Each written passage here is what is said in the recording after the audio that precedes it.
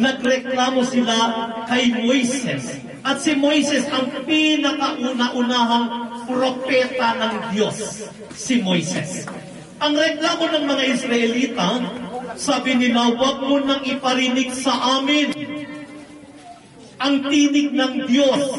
Huwag mo nang ipakita sa amin ang Diyos sa pamamagitan ng nagliliyap na apoy, sapagkat kami ay mamamatay. At yun ay narinig ng Panginoon. Kaya ang sabi niya kay Moises, bilang ikaw ang kauna-unahang propeta, I will raise up another prophet greater than you, mas dakila kaysa sa iyo. At ipinadala niya ang pinakadakilang propeta, walang iba kundi ang ating Panginoong Jesucristo. Amen? My dear friends, brothers and sisters, ano yung trabaho? Ano ang kailangan gawin ng isang propetang tulad natin upang makatupad tayo sa kalooban ng Diyos? First, you need to love someone. Kailangan tayo ay nagmamahal, hindi lang sa sarili, kundi sa ating kapwa-tao. Amen. Pakisabi sa katabi mo, mahal kita. Yan. Ang isang propeta, kailangan nagmamahal.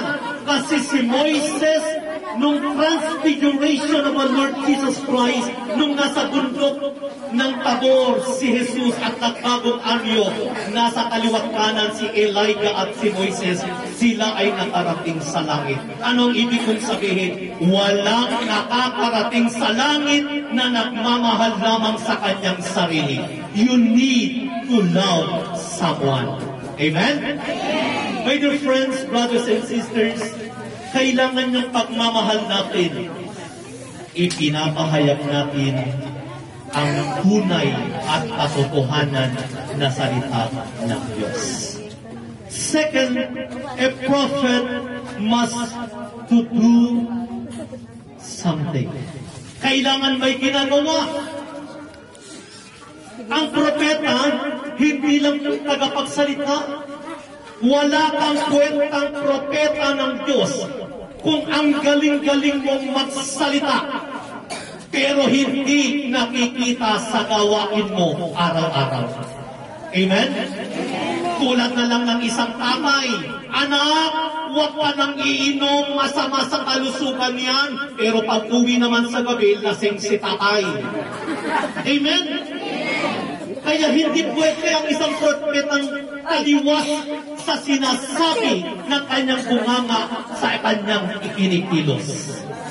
In our ordinary time, ordinariness of time, pag sinabi ko ordinariness of time, ang araw-araw na buhay natin, dapat kung ano yung lumalabas sa bibig natin, isinasabuhay natin.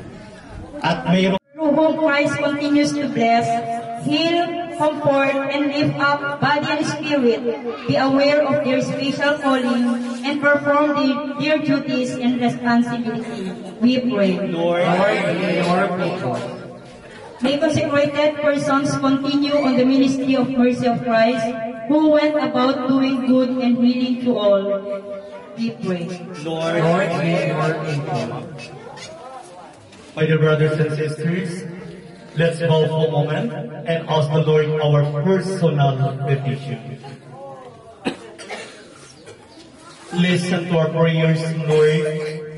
May our communities be aware of the needs of many of your people and teach us to strengthen one another and carry one another's burden. We ask this through Christ our Lord. All be seated, let us sing the offertory song.